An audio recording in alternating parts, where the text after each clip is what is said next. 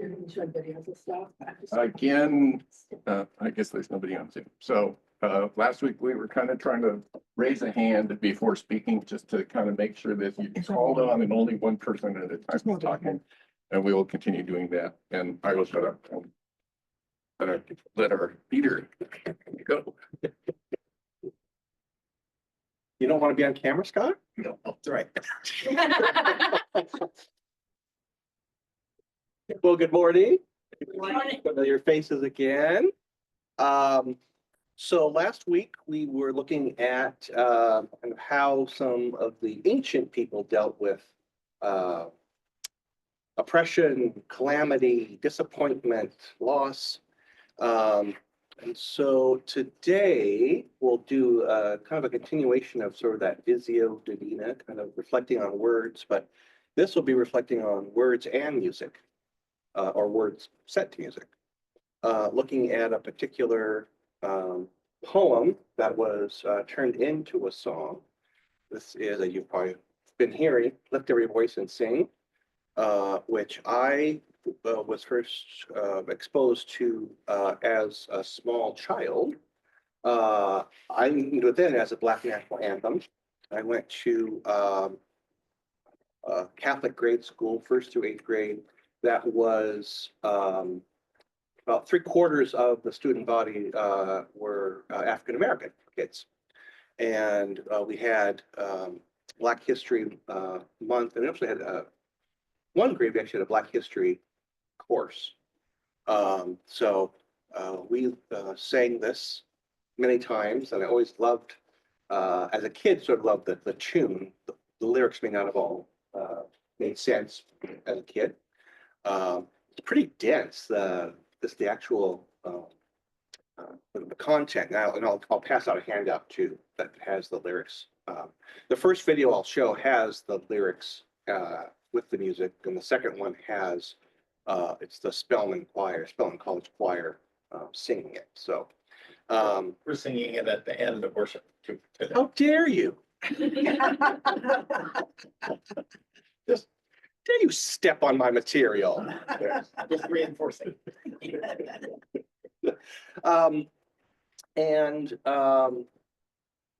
I think it's, I mean, it's interesting in so many ways, but the kind of the background is it was written initially as a poem, and the occasion initially was the birthday of Abraham Lincoln, but the idea sort of changed in light of kind of the disappointment of post-Reconstruction. So there's great excitement after the Civil War and Reconstruction. People were actually going to be equal, that former slaves, recently freed, and long ago freed, were going to be able to actually be in politics. There were in politics, and then Jim Crow came in and kind of squashed everything. So the poet's brother composed lyrics to set the song to, and the author taught it to some school kids. I think he was a school teacher in Florida. Taught some school kids there, and that sort of became a tradition of their singing it. Then those kids went off to other schools. They started singing it at their other schools. Then sort of grew. And in the 19 teens, the NAACP adopted it and named it the Black National Anthem. And then it, was then promulgated much farther in subsequent decades. Lots of different groups have found an affinity toward it and have taken it on, because it talks about, sort of the mixture of not necessarily despair, disappointment with hope and resilience. And that's why I think it's just a really cool song all the way around. So what I propose to do is, I'll hand out the lyrics, pass those around. So we will, hi, come in. Come in.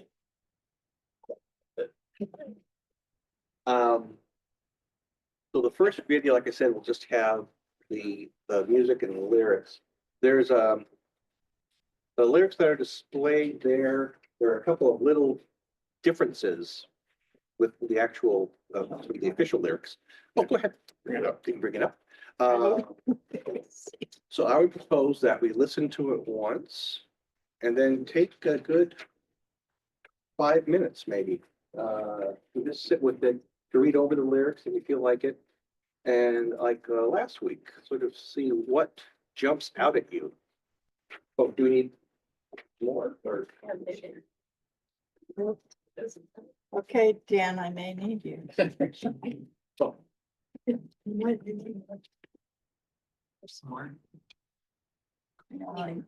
could have Chrome again. Yes. Everyone have one? Can we bring this down? Oh, no. Windows screen. This one? that's it. That's the one. Okay, Now, do we go to Chrome to play it? I think we can just.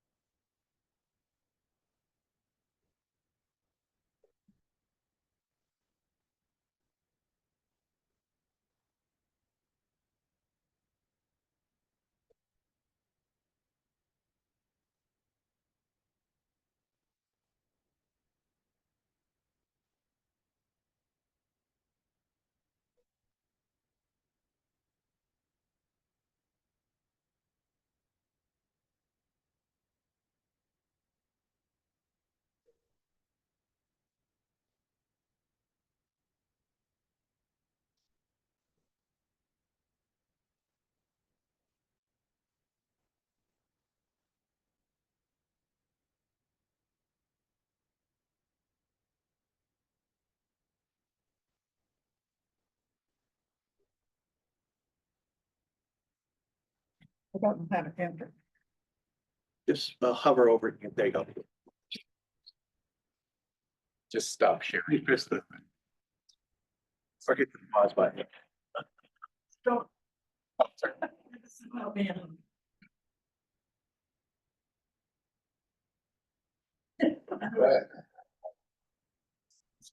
Now,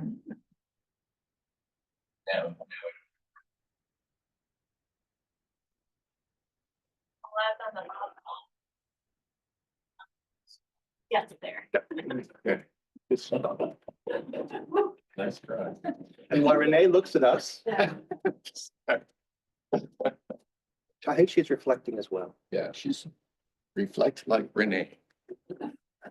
So for the next few minutes, invite you to kind of sit with what you've heard and read so far and feel like reading the lyrics again and just think about what in this song jumps out at you and maybe considering how is it pertinent to the world or the country we're in today, and how was it pertinent to the world in 1900, 1911, 1919, when it was sort of gaining public.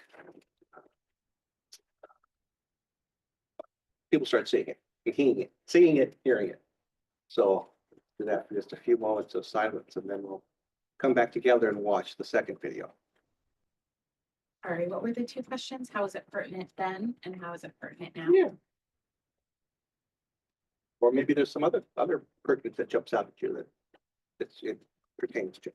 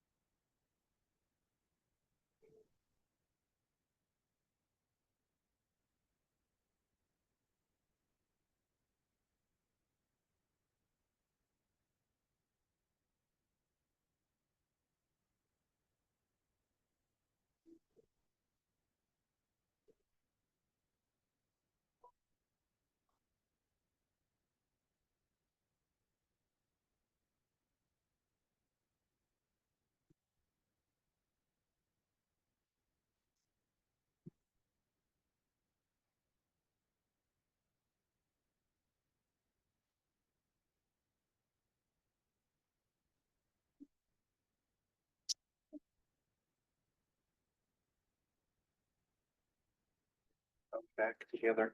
Maybe for this first feedback from you, was there a particular word or phrase that stuck out to you that maybe you kept going back to, or that puzzles you, or that excites you? And if you're willing to share that word or phrase, maybe hear from a few people. We'll have a fuller discussion after the second video. Tears.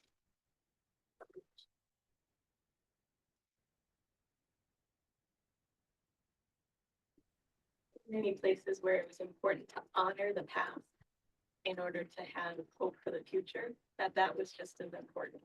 That was interesting.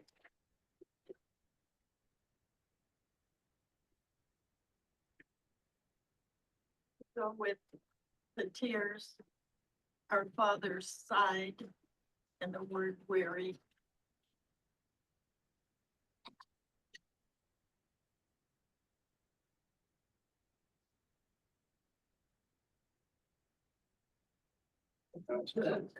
Depth of the despair is in when hope unborn had died. I was gonna say that, that's what caught me. Hope unborn. What does that mean? Yeah.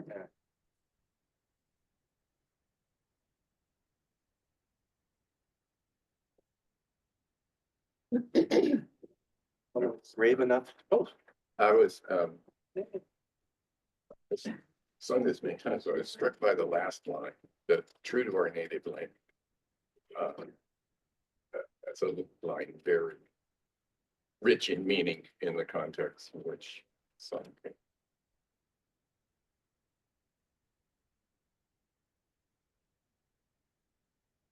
anyone brave enough to try to play the second video?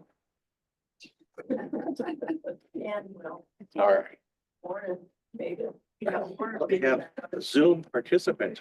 Welcome, Warren. Okay. Just talk amongst yourselves for just a moment. And share screen. Well, Share screen first. yeah, share screen first or Google first. That's always the screen thing. All right. Okay, share. Yes. And click on the far right one. Okay. Yeah, that's it.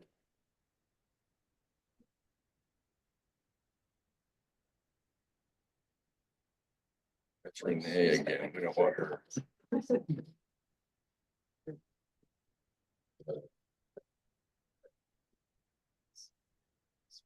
Stop. That one. There. Need to get rid of Maybe her. close Renee's window over this.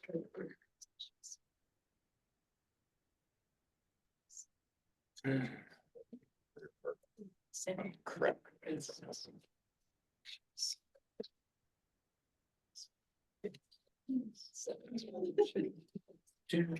I have an apple first. There we go. Okay.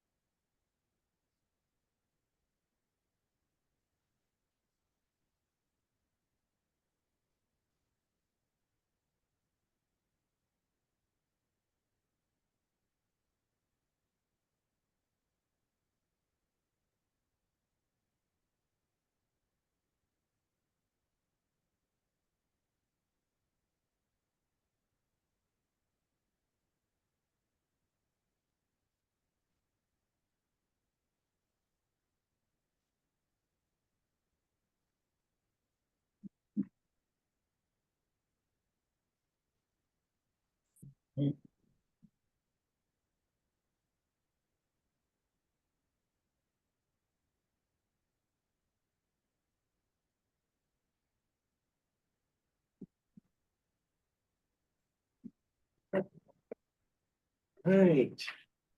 Two different renditions, but same, sort of the same setting. There's another, I'm not a music expert, arrangement where there's sort of two parts that are sung, but I kind of like this, the simpler one. Well, here's a bit of music theory. When the piano player starts bouncing up and down, you know it's getting good. Yeah. So, what struck me, sort of the background piece, and then hear more. When this was written, the poet was born in 1871, so he was born after the Civil War, but presumably his parents and certainly his grandparents had been slaves. And the people hearing it those first many decades knew former slaves. It was very real to them. And then seeing this choir, Spelman, which is a historically Black college, they're descendants of those people, or most of them. Some could be Afro-Caribbean, some could be immigrants from Africa, but most of them are probably descended from slaves in the United States. That just sort of sets that a whole bunch of thinking, you know, what does that mean? What's the implication? What is the difference in time? What is the relationship again between the present and the past? So those are my musings. So now it's time for your musings. Again, what struck you? What is making you think more? They sang it in a way that commanded dignity. Like, this is the best of our best presentation because this deserves that. I really felt that.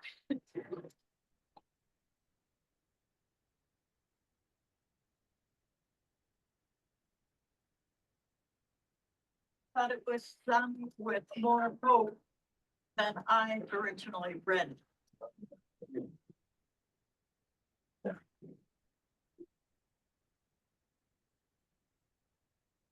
Although this has the historical context, for me, it's very personal. I love choral music, and until I got old, I sang in choirs. And there's something about lifting your voice and bringing harmony that is the most peaceful, beautiful sensation. So when I hear this piece or listen to it, I'm reminded of the power of music. Did you ever have the chance to sing this in a choir? It's beautiful. I mean, but just the sense of harmony or playing in an orchestra or anything where you all come together to create a beautiful sound. That's what we hope for the world. And so I find it very personal and not historical. I liked how the piece was very, unified at the beginning, and then with that gorgeous soloist, just how there's work to be done together, and then there's work to be done as individuals, and reflection, and yeah, just your own journey as well as the collective. I have sung this many times. Part of me always struggles a little bit with how am I singing it? How do I how should I as a white person be singing this song? Are we glorying in someone else's struggles and hopes? Are we culturally appropriating something? Are we so I was studying the lyrics in it, and it starts with lift every voice and sing. And every includes us. I mean, there's nothing exclusive about the words of this song other than the experiences that it describes that don't exactly apply to me. So I think when I sing it today, I will start with thinking, this is lifting every voice and singing, and I'm one of those voices. And I can proclaim the message of this song, even if it's not exactly my experience. I'm not stealing somebody else's experiences to do that. I'm just, because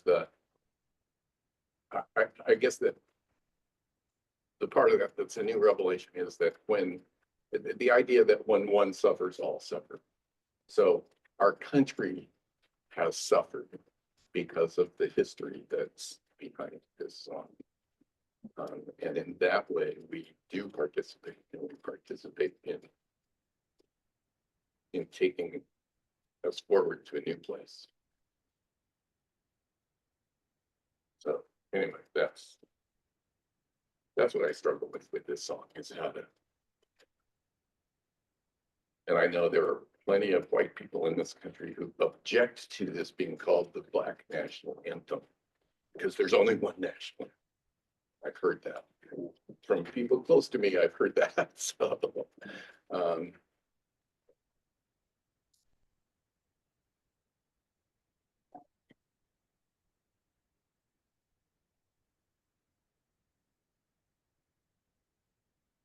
I think since the election, I have harkened back to what I learned when I took that pilgrimage to Montgomery and because when you enter in to their story, can't help but be inspired by the courage and steadfast resistance. And for me, it was the women, that suffered all kinds of ridiculous horrors. And so when I think about what we're living through right now, I just want to say, get a grip, rich white lady. Because you ain't been suffering. And my daughter would say, but you need to be aware, rich white lady, because you have to be informed about the actions you take. That's where all of this going back to their history seems not just important, but it seems important.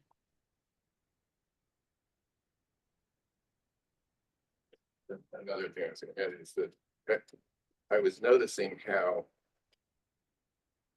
the second verse that talks the most about suffering is all in passive voice, which is, if nothing else, a politically wise way to say it. When you're talking about God, it's very direct. God does this, we do that. We saying blah blah blah. We have suffered. We have been hurt. There's no blaming. There's no naming of the offenders going on there. It's an interesting way to write the lyrics of the song. It feels very inclusive to me. That's almost like an invitation to see ourselves as part of this. And talk about her personal friendship with Howard Thurman. Oh. I have a little bit of insight. I'll sit closer to you. I appreciate the tears again, just how vulnerable and raw like that emotion is. And I remember talking with Ken Wilson one day, there was just this Sunday of very melancholy music. And he was like, I feel like the church doesn't do enough to dive into those difficult moments in our lives that all of us are having. And to sit in the pain and recognize it, and to also experience it as a community.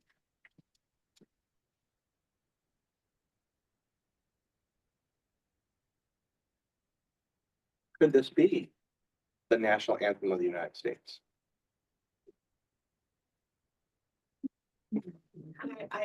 Not that it couldn't be accepted, but in theory, I know, I think, Mm. I love the idea of that, but it's unique. Like they need to claim their unique piece of resilience and their resilience is not ours to claim. Like as much as it's our history to claim, their survival and resilience is not ours to claim. So there's that half, but they need something that's their own. Because they had to dig and find that in order to survive it. Native Americans would certainly find something.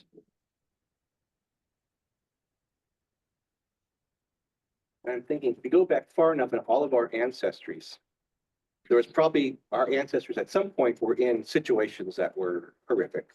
I mean, you go back centuries and centuries. And what we, read last week, going back a couple millennia, there were our ancestors in faith, who went through some pretty horrible stuff. So I think this is so much is, again, not to take away from the source of this song or the inspiration, but to be able to relate to that, I think, unfortunate part of history and humanity is there have been these peaks and valleys, and it's been sort of unavoidable for generations to avoid, to have something that was challenging and stony roads to be trod. I take some hopes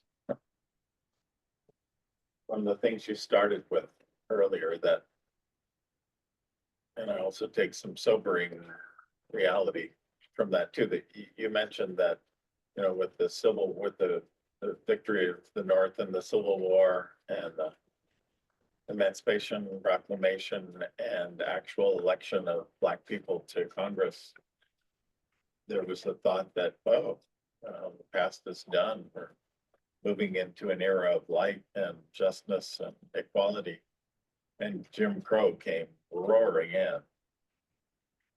And we got suckered again when Barack Obama became president, and we thought, oh my gosh, we've made it. We finally, and Jim Crow came roaring in, and here we are. Yeah. But tomorrow is not just the inauguration, it's Martin Luther King Day. Yes, it's. So the sobering part is the damn thing keeps coming back from the dead.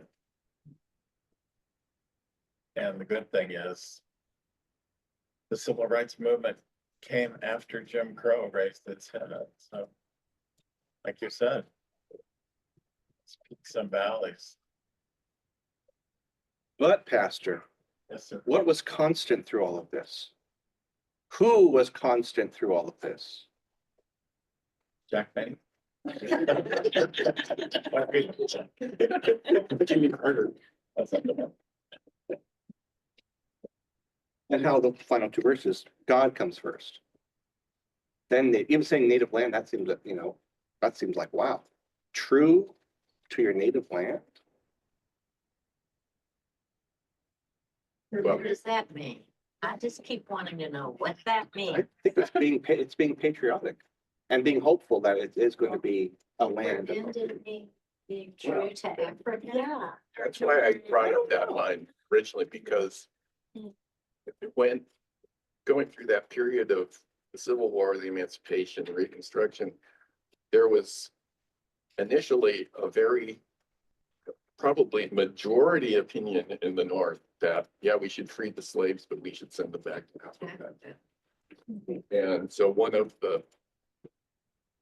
the struggles that Black people have had is to say, this is my native country. That I was born here, my grandparents were born here. This is my country. I just want to make this country better. I don't want to go somewhere else. And so that, to me, that is a very powerful line to end the song with. We've been here longer than most of you. I mean, their feet were on this land. Yeah, Longer so than a this lot whole, of them. this whole song is laying claim to America. Right. Earlier you asked what phrase speaks to us in terms of our situation today. And for me, it's clearly, blessed our hearts drunk with the wine of the world, we forget it. That sort of appropriate to the weekend. Don't forget the source. The time-wise, is Your time. time limited. Well, I'm hoping you hear this today at the end of the service. It'll have a richer meaning than if you hadn't heard it a couple times already. Hopefully next week, I won't have my material stolen by the pastor. Better run it by him. You never know.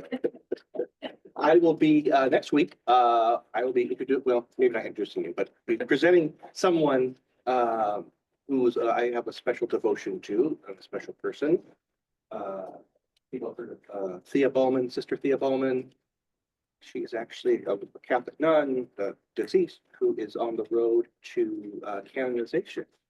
And she is someone who grew up in Jim Crow, Mississippi, and found her way into the Catholic Church and became very vocal advocate for Black Catholics being true to their native church.